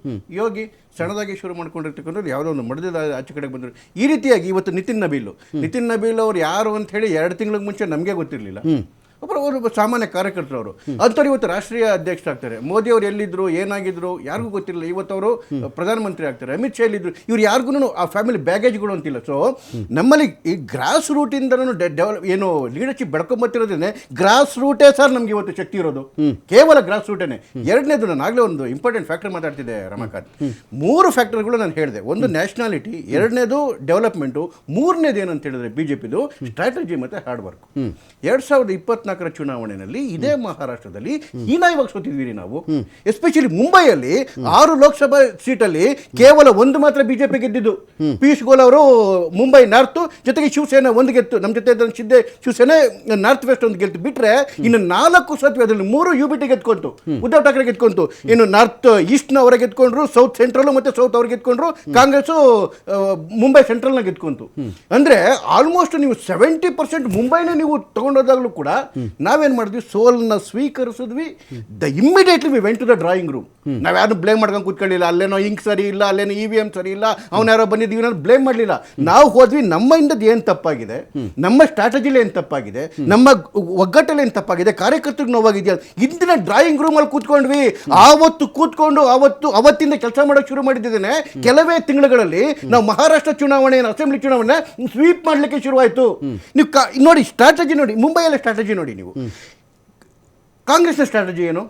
ಇವರಿಗೆ ಇದರಲ್ಲಿ ಉದ್ಧವ್ ಜೊತೆ ಹೋದಾಗ ಒಂದು ರಿಸಲ್ಟ್ ಸಿಕ್ಕಿತ್ತು. ಯಾವುದರಲ್ಲಿ? ಲೋಕಸಭಾ ಚುನಾವಣೆಯಲ್ಲಿ. ಈ ಚುನಾವಣೆಯಲ್ಲಿ ಏನು ಮಾಡಿದ್ರು? ಉದ್ಧವನ ದೂರ ಇಟ್ಟರು. ನೀವು ಬೇಡ, ನಿನ್ನ ಜೊತೆ ಸೋತಾಗ್ತೀವಿ ಅಂತ ಹೇಳಿದ್ರು. ವಂಚಿತ ಬಹುಜನ ಅಗಾಡಿ ಅಂತ ಜೊತೆ ಹೋದ್ರು. ಅಂಬೇಡ್ಕರ್ ಅವರು, ಪ್ರಕಾಶ್ ಅಂಬೇಡ್ಕರ್ ಅವರು 82 ಸೀಟ್ ಕೊಟ್ಟರು ರೀ ಅವ್ರಿಗೆ. ಅವ್ರ ಪೊಸಿಷನ್ ಹೆಂಗಿದೆ, ಪಾರ್ಟಿ ಪೊಸಿಷನ್ ಏನಂತ ಹೇಳಿದ್ರೆ ಅವ್ರಿಗೆ ಕ್ಯಾಂಡಿಡೇಟ್ ಸಿಕ್ತಿಲ್ಲ. ಹಿಂದಿನ ದಿವಸ ಏನ್ ಮಾಡಿದ್ರು, ನಮ್ಗೆ 22ಕ್ಕೆ ನಮಗೆ ಕ್ಯಾಂಡಿಡೇಟ್ ಸಿಕ್ತಿಲ್ಲ, 22 ನೀವೇ ತಗೊಂಬಿಡಿ ಅಂತ ವಾಪಸ್ ಕೊಟ್ಟರು. ಹಿಂದಿನ ದಿವಸ ಯಾರು ನೋಡುತ್ತಾರೆ? ಕಾಂಗ್ರೆಸ್ ಅವರು. ಇಡೀ ಮುಂಬೈಯಲ್ಲಿ 32 ಕಡೆಗೆ ನಿಲ್ಸೇ ಇಲ್ಲ ಈ ಸರಿ ಕಾಂಗ್ರೆಸ್ ಅವರು. ಇದು ಸ್ಟ್ರಾಟಜಿಯಾ? ಇನ್ನು ಉದ್ಧವ್ ಠಾಕ್ರೆ ಬನ್ನಿ. ಉದ್ಧವ್ ಠಾಕ್ರೆ ಏನಾದ್ರೂ ಸ್ವಂತ ಅವರೇ ಬಲದ ಮೇಲೆ ಹೋಗಿದ್ರು ಅಥವಾ ಕಾಂಗ್ರೆಸ್ ಜೊತೆಗೆ ಹೋಗಿದ್ರು ಇಷ್ಟು ಹೀನಾಯಸ್ವಲಾಗ್ತಿರ್ಲಿಲ್ಲ. ನೀವು ಯಾರ ಜೊತೆ ಹೋದ್ರಿ? ರಾಜ್ ಠಾಕ್ರೆ ಜೊತೆಗೆ ಹೋದ್ರಿ. ರಾಜ್ ಠಾಕ್ರೆ ಹಿಸ್ಟ್ರಿ ಎಲ್ರಿಗೂ ಗೊತ್ತಿದ್ದಾರೆ. ಏನೋ 2012ರಲ್ಲಿ 28 ಸೀಟ್ ಬಿತ್ತು ಅಂದ್ರೆ ಅದಕ್ಕೆ ಮುಂಚೆನೂ 7 ತಗೊಂಡಿದ್ದು, ಅದಾದ್ಮೇಲೆ 7 ತಗೊಂಡಿದ್ದು, ಪರ್ಸೆಂಟು ಅಷ್ಟೇ 5-6% ಹೋಗಿ ನೀವು ಎಷ್ಟು ಪರ್ಸೆಂಟ್ ಕಳ್ಕೊಂಡ್ರಿ ನೋಡಿ. ಮುಂಬೈಯಲ್ಲಿ 37% ಮರಾಠ ಓಟಿದ್ರೆ 43% ನಾನ್ ಮರಾಠ. ಉತ್ತರ ಭಾರತ, ರಾಜಸ್ಥಾನ, ಗುಜರಾತ್ ಮತ್ತೆ ದಕ್ಷಿಣ ಭಾರತದವ್ರು ಸೇರಿ 43% ಇದೆ. ಈ 43% ಏಕಾಏಕಿ ತಳ್ಳಿಬಿಟ್ರಲ್ಲ ಬಿಜೆಪಿ ಕಡೆಗೆ. ಇದು ಸ್ಟ್ರಾಟಜಿನ ನಿಮ್ದು? ಫೈನ್. ನಾನು ರಘು ಅವ್ರು ಕೇಳ್ಬಿಡ್ತೀನಿ. ರಘು ಅವರೇ, ಈಗ ಇಲ್ಲಿ ಒಂದೊಂದು ಪಾಯಿಂಟ್ ಇದೆ. ಅವರು ಈಗ ಚಂದ್ರಶೇಖರ್ ಅವರು ಹೇಳಿದ ಪಾಯಿಂಟ್ ಇತ್ತಲ್ಲ, ವಂಚಿತ್ ಬಹುಜನ ಅಗಾಢಿ, ಅಂಬೇಡ್ಕರ್ ಅವ್ರದ್ದು ಮಗ ಲೆಕ್ಕ ಅಂತ ಬಂತಲ್ಲ. ಇಲ್ಲಿ ಪ್ರಶ್ನೆ ಏನನ್ನಂದು ಇಲ್ಲಿ ಅಂತ ಹೇಳಿದ್ರೆ, ನೀವು ಯಾರ ಜೊತೆಗಾದ್ರೂ ಅಲಯನ್ಸ್ ಮಾಡ್ಕೊಳ್ರಿ. ಒಂದು ಎಲೆಕ್ಷನ್ ಬಿ ಜೆ ಪಿ ಸೋತ್ರೂ ಇದೇ ಮಾತೆ, ಗೆದ್ದರೂ ಇದೇ ಮಾತೆ. ಒಂದು ಎಲೆಕ್ಷನನ್ನು ಗಂಭೀರವಾಗಿ ತೆಗೆದುಕೊಳ್ಳೋದಕ್ಕೆ ನಿಮಗೆ ಇನ್ನೂ ಎಷ್ಟು ವರ್ಷಗಳು ಬೇಕು ನೋಡ್ರಿ. ನಾಳೆ ದಿನ ಗ್ರಾಮ ಪಂಚಾಯತಿ ಎಲೆಕ್ಷನ್ ಅನೌನ್ಸ್ ಮಾಡಲಿ. ಗ್ರಾಮ ಪಂಚಾಯತಿ ಎಲೆಕ್ಷನ್ ಅನೌನ್ಸ್ ಆಗಲಿ ರೀ. ಚಿಹ್ನೆಗಳ ಮೇಲೆ ನಡೆಯಲ್ಲ ಅಂದರೆ ಪಾರ್ಟಿ ಚಿಹ್ನೆಗಳ ಮೇಲೆ ಇಲ್ಲ ಅಲ್ವಾ? ಗ್ರಾಮ ಪಂಚಾಯತ್ ಎಲೆಕ್ಷನ್ ಪಾರ್ಟಿ ಮೇಲೆ ನಡೆಯಲ್ಲ ಅಲ್ವಾ? ಆ ಎಲೆಕ್ಷನ್ನು ಬೇಕಾದರೆ ಇವರು ಮೋದಿ ಫೋಟೋನೇ ಹಾಕ್ತಾರೆ, ಅಲ್ಲೂ ಒಂದು ಅಲಯನ್ಸ್ ಮಾಡ್ತಾರೆ, ಅಲ್ಲೂ ಸ್ಟ್ರಾಟಜಿ ಮಾಡ್ತಾರೆ, ಎಷ್ಟು ಹಳ್ಳಿನ ವಶಪಡಿಸ್ಕೊಳ್ಬೇಕು ಅಂತ ಪ್ಲಾನ್ ಮಾಡ್ತಾರೆ. ನಿಮ್ದೇನು ಪ್ರಾಬ್ಲಮ್ ಇಲ್ಲಿ? ರಮಕಾಂತ್, ನನಗೆ ಸರಿಯಾಗಿ ವಾಯ್ಸ್ ಕೇಳಿಸಿಲ್ಲ. What is that question? Please come again. ಈಗ ಒಂದು ಸಣ್ಣ ಎಲೆಕ್ಷನ್ ಆದರೂ ಕೂಡ, ಪಾಲಿಕೆ ಎಲೆಕ್ಷನ್ ಆಗಲಿ, ಗ್ರಾಮ ಪಂಚಾಯತ್ ಎಲೆಕ್ಷನ್ ಆಗಲಿ, ಬಿಜೆಪಿ ಎಷ್ಟು ಗಂಭೀರವಾಗಿ ಪರಿಗಣಿಸುತ್ತೋ ಅಷ್ಟು ನೀವು ಪರಿಗಣಿಸಲ್ಲ. ಈಗ ಹೇಳಿದ್ರಲ್ಲ ಅವರು, ವಂಚಿತ ಬಹುಜನ ಅಗಾಡಿ ಹಿಂದಿನ ದಿನ ಬಂದು 22 ಸೀಟ್ ಕೊಟ್ಬಿಡ್ತಾರೆ ವಾಪಸ್. ಅವ್ರು ನಮಗೆ ಇದಾಗಲ್ಲಪ್ಪ ಅಂತ ಹೇಳಿ 82 ಸೀಟ್ ಕೊಟ್ಟಿದ್ರು ಇವರು. ಅವ್ರಿಗೆ ಸ್ಟ್ರಾಟಜಿ ಏನು ಬಂತು ಇಲ್ಲಿ? ನಾಯಕನ ಹುಟ್ಟಾಕಿದ್ರಾ ಅಲ್ಲಿ? ಈ first of all election ready ಇದ್ರಾ? ಸುಮಾರು ವರ್ಷ ಆದ್ಮೇಲೆ ಒಂದು ಎಲೆಕ್ಷನ್ ಅನೌನ್ಸ್ ಆಯಿತು, ರೆಡಿ ಇದ್ರಾ ನೀವು? ನಿಮ್ಮ ನಾಯಕರಿದ್ರಾ? ಬಾವುಟ ಕಟ್ಟೋರು ಇದ್ರಾ? ಒಂದು ಘೋಷಣೆ ಹೋಗೋರು ಇದ್ರಾ? ಪೋಸ್ಟ್ ಅಂಟಿಸೋರು ಇದ್ರಾ ನಿಮ್ಮಲ್ಲಿ ಅಂತ? ನೋಡಿ ರಮಕಾಂತ್, ಕಾಂಗ್ರೆಸ್ ಪಕ್ಷ ಯಾವಾಗ್ಲೂ ಚುನಾವಣೆಯನ್ನ ಸೀರಿಯಸ್ ಆಗಿ ತೆಗೆದುಕೊಳ್ತದೆ. ಯಾಕೆ ನಾವು ನಮ್ಮ ರಾಹುಲ್ ಗಾಂಧಿ ಅವ್ರನ್ನ, ಮೋದಿ ಅವರು ಯಾಕೆ ಪ್ರತಿ ಸಣ್ಣ ಚುನಾವಣೆಗೂ ಅವಕಾಶ ಸಿಕ್ಕಿದ್ರೆ ಗ್ರಾಮ ಪಂಚಾಯತ್ ಚುನಾವಣೆಗೂ ಬರ್ತಾರೆ? ಯಾಕೆ ಅಂತ ಹೇಳಿದ್ರೆ ಅವ್ರಿಗೆ ಭಯ. ಸ್ಥಳೀಯ ನಾಯಕತ್ವಗಳು ಇಲ್ಲದೆ ಇರೋದ್ರಿಂದ ಅವರು ಯಾವಾಗ್ಲೂ ಈ ಪ್ರಯತ್ನವನ್ನ ಮಾಡೇ ಮಾಡ್ತಾರೆ. ಆದ್ರೆ ಕಾಂಗ್ರೆಸ್ಗೆ ಏನಾಗಿದೆ, ನಮ್ಮ ಸ್ಥಳೀಯ ನಾಯಕತ್ವ ಸ್ಟ್ರಾಂಗ್ ಆಗಿದೆ. ನಾವು ಸ್ಥಳೀಯ ನಾಯಕತ್ವವನ್ನ ಸ್ಟ್ರಾಂಗ್ ಆಗಿ ಇಡಬೇಕು ಅಂತಾರೆ. ನಾವು ಸ್ಥಳೀಯ ನಾಯಕತ್ವಕ್ಕೆ ಯಾವಾಗ್ಲೂ ಪ್ರಿಫರೆನ್ಸ್ ಅನ್ನ ಮತ್ತೆ ಪ್ರಾವಿಷನ್ ಅನ್ನ ಕೊಡ್ತೇವೆ, ಅವಕಾಶಗಳನ್ನ ಕೊಡ್ತೇವೆ. ಸೊ ನರೇಂದ್ರ ಮೋದಿ ಅವರು ಬಂದು ಮುಂಬೈ ಎಲೆಕ್ಷನ್ಗೂ ಬರ್ತಾರೆ, ಬಿಬಿಎಂಪಿ ಎಲೆಕ್ಷನ್ಗೂ ಬರ್ತಾರೆ. ಆದಂತ ಕೆಲಸವನ್ನ ರಾಹುಲ್ ಗಾಂಧಿ ಅವರು ಮಾಡೋದಿಲ್ಲ. ಯಾಕೆ ಅಂತಂದ್ರೆ ಸ್ಥಳೀಯ ನಾಯಕತ್ವ, ಸ್ಥಳೀಯ ನಾಯಕರುಗಳ ಶಕ್ತಿಯನ್ನು ನಂಬಿಕೆ ಇಟ್ಟು ಸ್ಥಳೀಯ ನಾಯಕರನ್ನ ಬೆಳೆಸಬೇಕು ಅನ್ನೋ ಕಾರಣದಿಂದ ಸ್ಥಳೀಯ ನಾಯಕತ್ವಕ್ಕೆ ಜಾಸ್ತಿ ಅವಕಾಶಗಳನ್ನ ಕೊಡ್ತಾರೆ. ರಾಹುಲ್ ಗಾಂಧಿ ಅವರು ಮಾಡ್ಬೇಕಾದ ಜವಾಬ್ದಾರಿಗಳು ಜಾಸ್ತಿ ಇದೆ. ನರೇಂದ್ರ ಮೋದಿ ಅವರು ಯಾಕೆ ಅಂತಂದ್ರೆ ದೇಶದ ಕೆಲಸವನ್ನ ಖಾಲಿ ಮಾಡ್ತಾರೆ. ದೇಶದ ಕೆಲಸ ಮಾಡೋದು ಏನು ಮಾಡ್ತಾರೆ, ಅವರು ಖಾಲಿ ಇದ್ದಾರೆ. ಅದಕ್ಕೋಸ್ಕರ ಈ ಎಲ್ಲೆಲ್ಲಿಗೋ ಹೋಗ್ತಿದ್ದೀರಿ ರಘು. ರಘು ರಘು ರಘು ರಘು ನಿಮಿಷ ಕೇಳಿಸ್ಕೊಂಬಿಡಿ, ಕೇಳಿಸ್ಕೊಂಬಿಡಿ ರಘು. ರಘು ನಾನು ಕೇಳಿಸ್ಕೊಳ್ಳಿ ರಘು. ರಘು ರಘು ನಿಮಿಷ ಕೇಳಿಸ್ಕೊಳ್ರಿ, ನಿಮಿಷ ಕೇಳಿಸ್ಕೊಳ್ರಿ ರಘು. ಒಂದೇ ಒಂದು ನಿಮಿಷ ಕೇಳಿಸ್ಕೊಳ್ರಿ, ಮಾತೇ ಕೇಳಿಸ್ತೀರಿ ನಿಮ್ಗೆ? ತುಂಬಾ ಜಾಸ್ತಿ ಆಗ್ತದೆ. ರಘು 90% ನಾವು ಇನ್ನೂ ಇಂಪೋರ್ಟ್ ಮಾಡ್ತೇವೆ. ಮೇಕ್ ಇನ್ ಇಂಡಿಯಾ ಫೇಲ್ ಆಯ್ತು. ಅವರ ಎಲ್ಲಾ ಫೇಲ್ ಆಗಿದೆ. ನರೇಂದ್ರ ಮೋದಿ ಅವರಿಗೆ ಮಾಡಕ್ಕೆ ಕೆಲಸ ಇಲ್ಲ ಸೆಂಟ್ರಲ್ ಕೆಲಸವನ್ನ ಮಾಡದೇ ಇರೋದು ಇಲ್ಲಿ ಬಂದ್ಬಿಟ್ಟು ಮಾಡ್ತಾರೆ. ಯಾಕೆ ಅಂತಾರೆ ಅವ್ರಿಗೆ ಆಗ್ತಾ ಇಲ್ಲ. ಒಂದು ಬ್ರೇಕ್ ಸಮಯ ಆಗಿದೆ. ವಿಶೇಷ ನಾನು ಮತ್ತೆ ಮುಂದುವರಿಸ್ತೀನಿ. ಮಕ್ಕಳಿರ್ತಾರೆ ಮನೆಯಲ್ಲಿ, ಬಸವರಾಜ್ ಅವರೇ, ಮನೇಲಿ ಮಕ್ಕಳಿರ್ತಾರೆ. ಫಸ್ಟ್ ಟೆಸ್ಟ್ಗೆ ಏನು ಓದಬೇಡ ಬಿಡು, ಸೆಕೆಂಡ್ ಮಿಡ್ ಟರ್ಮ್ಗೂ ಏನು ತಲೆ ಕೆಡ್ಸ್ಕೊಬೇಡ ಬಿಡು, ನೆಕ್ಸ್ಟು ಪ್ರಿಪ್ರೇಟ್ರಿ ಏನು ಓದಬೇಡ ಬಿಡು, ಫೈನಲ್ ಎಕ್ಸಾಮು ಓದ್ಕೊಳ್ಳೋ, ಫೈನಲ್ ಎಕ್ಸಾಮು ಸೀರಿಯಸ್ ಕಣೋ ಭಾಳ. ನೀನು 97 ಆಗಲ್ಲ. ಬಿ ಜೆ ಪಿಲಿ ಹಂಗಲ್ಲ. ಫಸ್ಟ್ ಟೆಸ್ಟಾ ನೀನು ಬರಲೇಬೇಕು, ಚೆನ್ನಾಗಿ ಓದಲೇಬೇಕು, ನೀನು ಮಾರ್ಕ್ಸ್ ತೆಗಿಲೇಬೇಕು ಅಂತ ನಿಂತ್ಕೋತಾರೆ. ಇಲ್ಲಿ ರಘು ಮಾತಾಡ್ತಿರೋದು ನೋಡಿದ್ರೆ ಯಾವುದೋ MP ಎಲೆಕ್ಷನ್ಗೆ ಭಾಷಣ ರೆಡಿ ಮಾಡ್ಕೊಬಿಟ್ರು ಓದಂಗಿದೆ. ನಾನು ರಘು ದೊಡ್ಡೇರಿಯವರು ಮಾತಾಡ್ತಿರೋದು. ನಾನು MP ಎಲೆಕ್ಷನ್ ಬಗ್ಗೆ ಕೇಳ್ತಾ ಇಲ್ಲ ಇಲ್ಲಿ. ನಾನು ಗ್ರಾಮ ಪಂಚಾಯತ್ಗಾದರೂ ಇದೇ ಮಾತೆ. ಚಿಹ್ನೆ ಮೇಲೆ ನಡೆಯಲ್ಲ, BJP ಕಾಂಗ್ರೆಸ್ ಚಿಹ್ನೆ ಮೇಲೆ ನಡೆಯಲ್ಲ. ಆದರೂ ಅವ್ರು ಕಾರ್ಯಕರ್ತರು ಇರ್ತಾರಲ್ಲ ಹಳ್ಳಿಗಳಲ್ಲಿ, ನಾನು ಇವ್ರನ್ನ ಗೆಲ್ಲಿಸ್ತೀನಿ ಅಂತ ನಿಂತ್ಕೋತಾರೆ ಕಾರ್ಯಕರ್ತರು. ಅವ್ರು ಹಿಂದುತ್ವದ ಭಾಷಣ ಮಾಡ್ತಾರೋ, BJPದ ಭಾಷಣ ಮಾಡ್ತಾರೋ, ಮೋದಿ ಸಾಧನೆ ಹೇಳ್ಕೊತಾರೋ, ಅವ್ರಿಗೆ ಬಿಟ್ಟಿದ್ರಿ, ಅವ್ರ ಸ್ಟ್ರಾಟಜಿ ರೀ ಅದು. ಹೌದ್ರಿ, ನನ್ನ ಟ್ರಂಪ್ ಕಾರ್ಡೇ ಇದು ಅಂತಾರೆ ಅವರು. ನಾವು ಮೋದಿನ ಕರೆಸಲ್ಲ, ನಾನು ರಾಹುಲ್ ಗಾಂಧಿ ಕರೆಸಲ್ಲ, ನಾನು ಸೋನಿಯಾ ಗಾಂಧಿ ಕರೆಸಲ್ಲ, ಅವ್ರು ಯಾವತ್ತೂ ಸ್ಥಳೀಯ ನಾಯಕತ್ವಕ್ಕೆ ಬಿಟ್ಬಿಡ್ತಾರೆ ನಾವು ಅಂತ ಹೇಳಿದ್ರೆ, ಸ್ಥಳೀಯ ನಾಯಕತ್ವ ಗಟ್ಟಿಯಾಗಿದ್ದು ಬಿಟ್ಟುಬಿಟ್ರೆ ಓಕೆ. ಧೋನಿಗೆ ಹುಟ್ಟೇ ಇಲ್ಲ, ನಾನು ಕೂರಿಸ್ಬಿಡ್ತೀನಿ ಧೋನಿನಲ್ಲಿ, ದಡ ಮುಟ್ಟಿಬಿಡ್ತಾನೆ ಅಂದರೆ ನಗೆ ಪಾಟ್ಲಲ್ವಾ ಅದು? ಅಲ್ಲ, ಎಲೆಕ್ಷನಲ್ಲಿ sacrifice is not a virtue. ಮತ್ತೆ ಸೊ ನಾನು ದಾನಕ್ಕೆ ಕೊಟ್ಟೆ ಅಂತ ಹೇಳಿ ನಾನು ಅದಕ್ಕೆ ಸೋತೆ ಅಂತ ಹೇಳೋದೇನು ಅದು ಸ್ಟ್ರಾಟಜಿ ಅಲ್ಲ. ಕಾಂಗ್ರೆಸ್ ಅಲ್ಲಿ ನಾನು ಅಬ್ಸರ್ವ್ ಮಾಡ್ದಂಗೆ, ಹೌದು ಅವ್ರು ಹೇಳ್ದಂಗೆ ತುಂಬಾ ಸ್ಥಳೀಯ ನಾಯಕತ್ವ ಇದೆ, ಆದರೆ ಕಾರ್ಯಕರ್ತರಿಲ್ಲ. ಆ ಕೊರತೆ ತುಂಬಾ ಇದೆ. ಅಂಡ್ ಅದನ್ನ ಹಲವಾರು ಕಾರಣಗಳಿಂದ ಅವ್ರು ಮಾಡಿದಂಥ ಸ್ಟ್ರಾಟಜಿಗಳಲ್ಲಿ whether it is social engineering ಇರ್ಬೋದು ಅಥವಾ ದುಡ್ಡಿನ ರಾಜಕಾರಣ ಚಂದ್ರಶೇಖರ್ ಹೇಳ್ತಿದ್ರಲ್ಲ ಬಸವರಾಜ್, ಚಂದ್ರಶೇಖರ್ ಏನು ಹೇಳಿದ್ರು 82-83 ಸೀಟ್ಗಳನ್ನು ಕೊಟ್ಬಿಟ್ರು ಅವ್ರಿಗೆ, ವಂಚಿತ್ ಬಹುಜನ್ ಅಗಾಡಿ ಅವ್ರು ಕೊಟ್ಬಿಟ್ರು. ಲಾಸ್ಟ್ ಮೂಮೆಂಟಲ್ಲಿ 22 ಜನಕ್ಕೆ ನಮ್ಮ ಹತ್ರ ಜನನೇ ಇಲ್ಲ ಅಂತ ಕೊಟ್ಬಿಟ್ರು. ಅಂದರೆ ಸಿಂಪಲಾಗಿ ಯೋಚನೆ ಮಾಡಿ, 2 ವಿಚಾರಗಳು. ನಾನಿಲ್ಲಿ ಆ ಟಿಕೆಟ್ ಕೊಡ್ತೀವಿ ಅಂತ ಯಾರು ಬೇಡ ಅಂತಾರೆ ಬಸವರಾಜ್ ಅವರೇ? ಯಾರು ಬೇಡ ಅಂದ್ಬಿಟ್ಟು ಟಿಕೆಟ್ ಕೊಡ್ತೀನಿ ಅಂದ್ರೆ, ಆದ್ರೆ 82 ಯಾಕೆ ಕೊಟ್ರು ಅನ್ನೋದು ಯಾರು ಕೊಟ್ರು ಅಂತ ಪ್ರಶ್ನೆ. ಎಲ್ಲ ನಾನು ದುಡ್ಡು ಖರ್ಚು ಮಾಡ್ಕೊಂಡು ಈ ಲಾಸ್ಟ್ ಮೂಮೆಂಟ್ ಅಲ್ಲಿ ನನಗೆ ವಾರ್ಡು ಸುತ್ತಕ್ಕಾಗಲ್ಲ, ನನಗೆ ಸರಿಯಾಗಿ ಇದನ್ನು ಗೆಲ್ಲೋ ಕಾನ್ಫಿಡೆನ್ಸ್ ಇಲ್ಲ, ಹಣನೂ ಹಾಳು ಮಾಡ್ಕೋಬೇಕು, ಸೋಲ್ಲಬೇಕು, ನನಗೆ ಯಾಕೆ ಬೇಕು ಅಂತ ಇದ್ದಿರ್ಬೋದಲ್ಲ ಕ್ಯಾಂಡಿಡೇಟ್ಗಳು. ಅದೇ ಕಾಂಗ್ರೆಸ್ನವ್ರ ಹತ್ರ ಆ ಕ್ಯಾಂಡಿಡೇಟ್ ಇದ್ರ ಕೊಡಕ್ ಮುಂಚೆ ಅದು ಒಂದು ಪ್ರಶ್ನೆ. ಆ 82 ಯಾಕೆ ಕೊಟ್ರು ಅವರಿಗೆ? ಏನು ಸ್ವಲ್ಪ ಇಲ್ಲ, ಕಂಪ್ಯಾರಿಟಿವ್ಲಿ ಜೂನಿಯರ್ ಪಾರ್ಟ್ನರ್. ಇವಾಗ ಏನಾಗಿದೆ ಅಂದ್ರೆ ಹಲವಾರು ರಾಜ್ಯಗಳಲ್ಲಿ ಕಾಂಗ್ರೆಸ್ ಜೂನಿಯರ್ ಪಾರ್ಟ್ನರ್ ಆಗ್ಬಿಟ್ಟಿದೆ ಪೊಲಿಟಿಕಲಿ ನೀವು ನೋಡೋದಾದ್ರೆ. ರೈಟ್, ಯಾಕಂದ್ರೆ ಅದು ಡೆಸಿಮೇಷನ್ ಒಂದು, ಮತ್ತೆ ಕಾರ್ಯಕರ್ತರ base it is become reduced and ಅವ್ರು ಒಂಥರ ಫೈನಾನ್ಷಿಯಲ್ ಟ್ರಾನ್ಸಾಕ್ಷನ್ ಆಗ್ಬಿಟ್ಟಿದೆ. ಬಿಜೆಪಿಯಲ್ಲಿ you whether we like it or not, hard working cadre ಇದೆ, ಅದು ಒಪ್ಕೊಳ್ಬೇಕಾದಂಥ ವಿಚಾರ. ಜೊತೆಗೆ ಒಂದು ಲೀಡರ್ಶಿಪ್ ಡ್ರೈವ್ ಇದೆ with a larger vision. Whatever ಅವ್ರಿಗೇನು ಅದು ಸರಿನೋ ತಪ್ಪೋ, it is a different debate. Election ಗೆಲ್ಲಕ್ಕೆ ಏನು ಬೇಕೋ ಅದು ಅವ್ರು ಕೊಡ್ತಾರೆ. They have the fodder for the election. So ಅದು ನಡೀತಾ ಇದೆ. ಬಟ್ ಅದು ಎಲ್ಲಿ ಅವ್ರಿಗೆ ಸಕ್ಸಸ್ ಕಾಣಿಸ್ತಾ ಇದೆ, ಈ ರಾಜ್ಯಗಳು where they have strong presence and the opposition is very weak or divided. But ಸೌತಲ್ಲಿ ಅದೇ ಸ್ಟ್ರಾಟಜಿ ಅವ್ರಿಗೆ ವರ್ಕ್ ಆಗ್ತಾ ಇಲ್ಲ.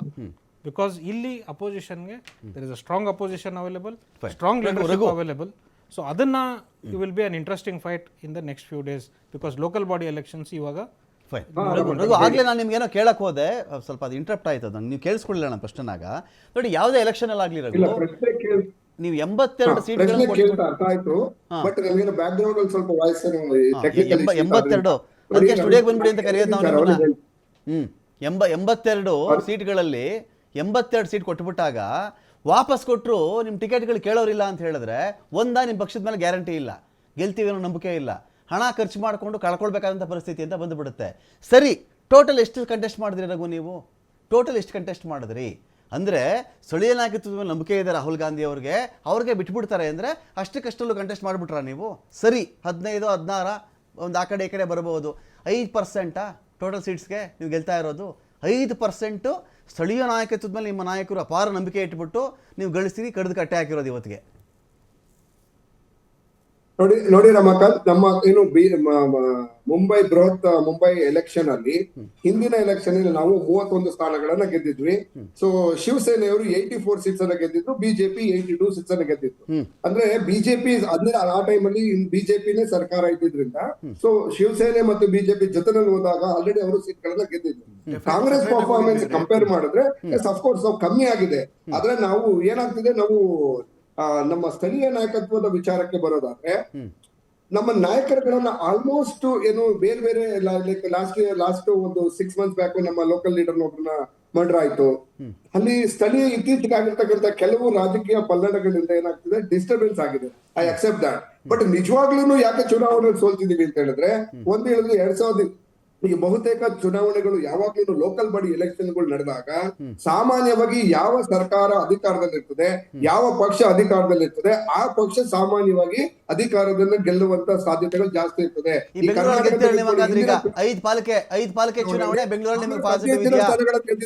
ಬಿಜೆಪಿ ಅಧಿಕಾರದಲ್ಲಿದ್ರು ನಾವು ಸ್ಥಾನಗಳಲ್ಲಿ ಜಾಸ್ತಿ ಗೆದ್ದಿದ್ವಿ.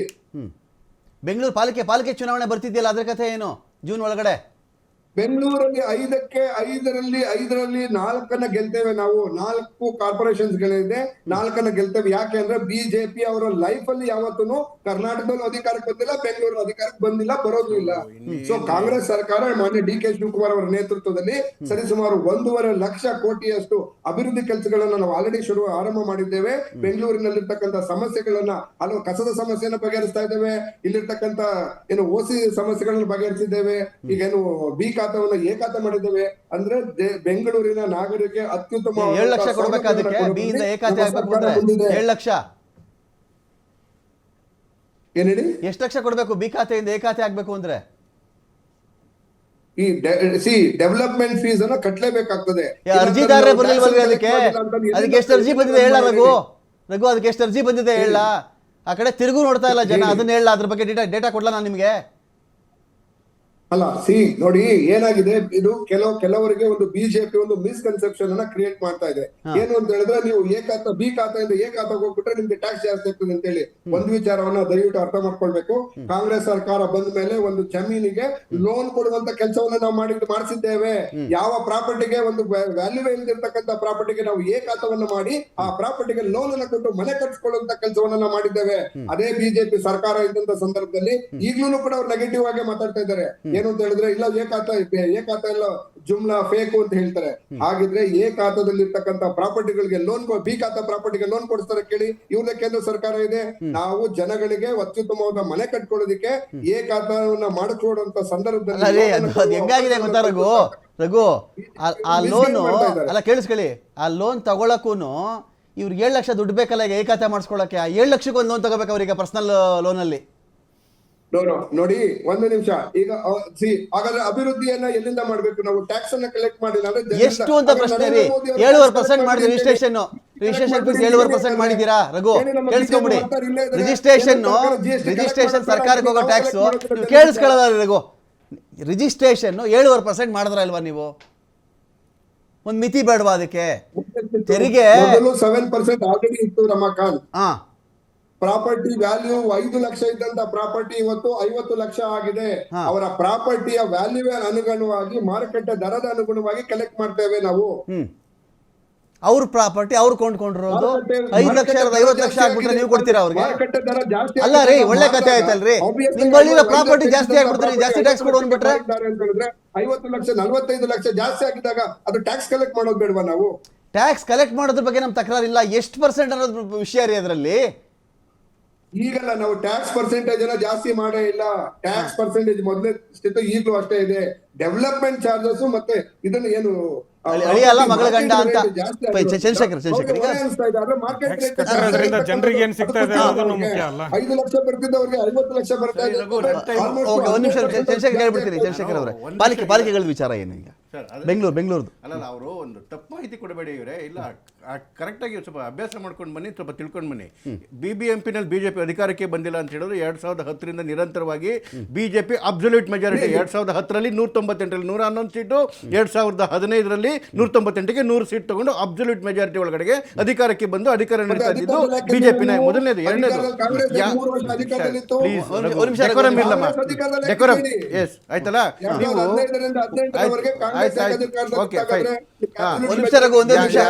ಯಾವ ಸರ್ಕಾರ ಅಧಿಕಾರದಲ್ಲಿರ್ತದೆ ಅವಾಗ ಅದೇ ಪ್ರಕಾರವಾಗಿ ಇನ್ನು ಸ್ಥಳೀಯ ಚುನಾವಣೆಗಳು ನಡೆಯುತ್ತೆ ಅಂತ ಹೇಳಿದ್ರೆ ಕೆಲವೇ. ಪ್ಲೀಸ್ ಡಿಸ್ಟರ್ಬ್ ಮಾಡಬೇಡಿ. ಒಂದ್ ನಿಮಿಷ ರಘು, ಡೆಕೋರಮ್ ಇರ್ಲಿ ರಘು, ಡೆಕೋರಮ್ ಇರ್ಲಿ. ಯಾವ ಸರ್ಕಾರ ಇರುತ್ತೆ ಲೋಕಲ್ ಬಾಡಿ ಎಲೆಕ್ಷನ್ ಅವ್ರದೇ ಆಗುತ್ತಲ್ವಾ? ಕೇವಲ 1 ತಿಂಗಳ ಕೆಳಗಡೆಗೆ ಕರ್ನಾಟಕದಲ್ಲಿ 5 ಲೋಕಲ್ ಬಾಡಿ ಎಲೆಕ್ಷನ್ಸ್ದು ನಿಮ್ಗೆ ಇಬ್ಬಂದು ಸಿಕ್ತು. ಎಲ್ಲಿಂದ? ಕರಾವಳಿಯ ಮಂಕಿಯಿಂದ ಹಿಡ್ಕೊಂಡು ನಮ್ಮ ಬಯಲುಸೀಮೆಯ ದೊಡ್ಡಬಳ್ಳಾಪುರದವರೆಗೂ. ಎಷ್ಟು ಗೆದ್ರಿ ಕಾಂಗ್ರೆಸ್ ಅವ್ರು ನೀವು? 0-50. ಕೇರಳದಲ್ಲೂ ಕೂಡ ನಿಮ್ಮ ಅಲಯನ್ಸ್ ಪಾರ್ಟ್ನರ್ ಬೇರೆ ಕಡೆ ಇದ್ದಂಥ ಅಲಯನ್ಸ್ ಪಾರ್ಟ್ ಕಮ್ಯುನಿಸ್ಟ್ ಸರ್ಕಾರನೇ ಇದೆ. ಅಲ್ಲಿ ಬಿಜೆಪಿಗೆ 20% 36 ಗ್ರಾಮ ಪಂಚಾಯತಿಗಳು ಮತ್ತೆ ಒಂದು ಕಾರ್ಪೊರೇಷನ್ ನೋಡ್ಕೊಂಡ್ ಬಂದಿದ್ದೀವಿ. ನಾನು ಹೇಳ್ತಿರ್ತಕ್ಕಂಥದ್ದು, ನೀವು ಸೋಲು ಗೆಲುವು ಪ್ರತಿ ಚುನಾವಣೆಯಲ್ಲೂ ಕಾಮನ್. ಸೋತ ಮೇಲೆ ನಾವೇನು ಮಾಡ್ತೀವಿ ಅನ್ನೋದು ಭಾಳ ಇಂಪಾರ್ಟೆಂಟು. ನೀವು ಯಾವತ್ತಾದ್ರೂ ನಿಮ್ಮ ಲೀಡರ್ಸ್ಗೆ ನೀವೇ ಬುದ್ಧಿ ಹೇಳ್ಬೇಕ್ರಿ. ಹೋಗಿ ಡ್ರಾಯಿಂಗ್ ರೂಮಲ್ಲಿ ಕೂತ್ಕೊಳ್ಳಿ, ಸ್ಟ್ರಾಟಜಿ ಮಾಡಿ, ಎಲ್ಲಿ ತಪ್ಪಾಗಿದೆ ಅಂತ ಹೇಳ್ಕೊಳ್ಳಿ. ಅದನ್ನ ಬಿಟ್ಬಿಟ್ಟು ಅಲ್ಲಿ ಇಂಕ್ ಸರಿ ಇಲ್ಲ, EVM ಸರಿ ಇಲ್ಲ, CBI ಎಷ್ಟು ವರ್ಷ ಹೇಳ್ತೀರಿ? ಹಾಗಾದ್ರೆ ಆಯ್ತಪ್ಪ, ಮುಂದೆ ಇಡೀ ಸಾಯೋವರೆಗೂ ಇರುತ್ತಾನೆ. ಹಾಗಾದ್ರೆ ನೀವು ಎಲೆಕ್ಷನ್ ಇಲ್ಲೋದೇ ಇಲ್ವಾ? ಯಾವತ್ತು ಅಷ್ಟೇ 2014ರಲ್ಲಿ CBI ನಿಮ್ಮ ಕೈಲಿತ್ತು, ED ನಿಮ್ಮ ಕೈಲಿತ್ತು, ಎಲ್ಲ ಇತ್ತು. ಯಾಕೆ ನೀವು 42 ಸೀಟ್ ಬಂತು ನಿಮಗೆ? ನೋಡಿ ರಮಾಕಾಂತ್, CBI ಮತ್ತೆ ED ವಿಷಯ ಹೇಳ್ತಾರಲ್ಲ, 2014 ಆದ್ಮೇಲೆ ED CBI ಬಂದಿದ್ದ. 2014ಕ್ಕೆ ಮುಂಚೆ ಯಾರ್ಯಾರು ಪ್ರಮುಖರು ಜೈಲ್ಗೋದ್ರು? ಧ್ರುವ ಕೋಟ್ ಯಾರು ಜೈಲ್ಗೋರು? ಯಾರು ಪಟ್ಟಿ ಹೇಳಿ? ಎ ರಾಜ, ಕನಿಮೋಳಿ, ಸುರೇಶ್ ಕಲ್ಮಾಡಿ, ಆಮೇಲೆ ಶಿಬು ಸೋರೆನ್ ಜೈಲ್ ಅಂತ. ಅದಕ್ಕೆ ಮುಂಚೆ 87ರಲ್ಲಿ ರಾಜೀವ್ ಗಾಂಧಿ ಮೇಲೆ ಚಾರ್ಜ್ ಶೀಟ್ ಆಯ್ತು. ಎಲ್ಲರೂ ಯಾವ ಪಕ್ಷದವರು? ಇಲ್ಲ ಕಾಂಗ್ರೆಸ್ ಜೊತೆ ಇದ್ದವರು. ಅವತ್ತು ಕಳ್ರು, ಅವತ್ತು ಕಳ್ರವ್ರೇನೇನೆ, ಇವತ್ತು ಕಳ್ರವ್ರೇನೇನೆ. ಅವತ್ತು ಅವರೇ ಜೈಲ್ಗೆ ಹೋಗ್ತೀರಿ, ಇವತ್ತು ಇವರೇ ಜೈಲ್ಗೆ ಹೋಗ್ತಾರೆ. ಒಂದ್ ಮಾತು ಮಾತ್ರ ಹೇಳ್ತೀನಿ, ಕಾಂಗ್ರೆಸ್ ಅಲ್ಲಿ ಅಭಿಷೇಕ್ ಮನು ಸಿಂಘವಿ ಗೌಡಿ ಅಂತ ಟಾಪ್ ಮೋಸ್ಟ್ ಅಡ್ವೊಕೇಟ್ ಇದ್ದಾರೆ ತಾನೆ. ED ಮೇಲೆ ನೀವು ಅನುಮಾನ ಪಡ್ತೀರಿ, ಆಯ್ತಪ್ಪ, ED ಬಿಜೆಪಿ ಕೇಳ್ತೀನಿ. ನೀವು ಯಾವ್ದಾದ್ರು ಬಿಜೆಪಿ ಲೀಡರ್ ಮೇಲೆ ಡಿಸ್ಪ್ರಪೋರ್ಷನ್ ಅಸೆಟ್ ಇದೆ, ಇಷ್ಟು ಡಾಕ್ಯುಮೆಂಟ್ಸ್ ಇದೆ, ಇಷ್ಟು ಕೋಟಿ ಅನ್ಯಾಯ ಮಾಡಿದೆ ಅಂತೇಳಿ ನೀವು EDಗೆ ಕಂಪ್ಲೇಂಟ್ ಕೊಟ್ಟು ಆವಾಗ ಆಕ್ಷನ್ ಆಗಿರ್ತಕ್ಕಂಥ ಒಂದೇ ಒಂದು ಉದಾಹರಣೆ ಇದೆಯಾ? Not even single complaint has been filed by Congress. ನೀವು ಹೇಳಿದ್ರಲ್ಲ, ಕನಿಮೋಳಿಯಿಂದ ಹಿಡಿದು ಕಲ್ಮಾಡಿವರೆಗೂ ಹೇಳಿದ್ರಲ್ಲ, ಇವೆಲ್ಲ ಕೇಸ್ ಆಗಿದ್ದು ನಿಜ, ಜೈಲ್ಗೆ ಹೋಗಿದ್ದು ನಿಜ, ಕನ್ವಿಕ್ಷನ್ ಮಾಡಿಸಿದ್ರೇನ್ರಿ ನೀವು? ಏನ್ ಪ್ರೂಫ್ ಇದೆ ತೋರಿಸ್ಬಿಡಿ, Sir, ಸರ್ಚ್ ಕೊಡಿ ಬೇಕಾದ್ರೆ ಚಂದ್ರಶೇಖರ್ ಅವರೇ. ಹಾ. ಅವ್ರ ಕನ್ವಿಕ್ಷನ್ ಆಯ್ತಾ ಇಲ್ವಾ ಸರ್ಚ್ ಕೊಟ್ಬಿಟ್ಟು ನನಗೆ ಹೇಳಿ. ಎಕ್ಸಾಕ್ಟ್ಲಿ ನೋಡಿ, ಯಾರು ಕನ್ವಿಕ್ಷನ್ ಆಗ್ಲಿಲ್ಲ ಅಲ್ಲಿ? ಒಂದ್ ನಿಮಿಷ ಸರ್, ಎಷ್ಟು ಕೇಸ್ಗಳು ಬಿದ್ದೋಗಿಲ್ಲ ಅದರಲ್ಲಿ? yes, 2G ಹೇಳ್ಬಿಟ್ರಿ, 2G ಓಪನ್ ಮಾಡ್ಲಾ ಇವಾಗ? 2G ಕತೆ ನಾನು 2G ಓಪನ್ ಮಾಡ್ತೀನಿ ಇವಾಗ. ಕಲ್ಲಿದ್ದಲ ಕತೆ ಏನಾಗಿತ್ತು ಅಂದ್ಬಿಟ್ಟು. ಸರ್ ಇಡಿ ಆಗ್ಲಿ CBI ಆಗ್ಲಿ ಹಾ. ಇನ್ವೆಸ್ಟಿಗೇಷನ್ಸ್ ಏಜೆನ್ಸಿಗಳು ಬಿಟ್ರೆ ಹಾ. ಡಿಸಿಷನ್ ಕೊಡಬೇಕಾಗಿರೋದು ಕೋರ್ಟು. ಕನ್ವಿಕ್ಷನ್ Proof ಕೊಡ್ಬೇಕಾಗಿದ್ದು ಅವರೇ ಅಲ್ವಾ? ಒಂದು ನಿಮಿಷ ಪ್ಲೀಸ್ ಸರ್. ಹಾ. ಟ್ರಯಲ್ ಕಂಪ್ಲೀಟ್ ಆಗಿರ್ತಕ್ಕಂಥ ಇಡಿಗಳಲ್ಲಿ ಕನ್ವಿಕ್ಷನ್ ರೇಟು 93%.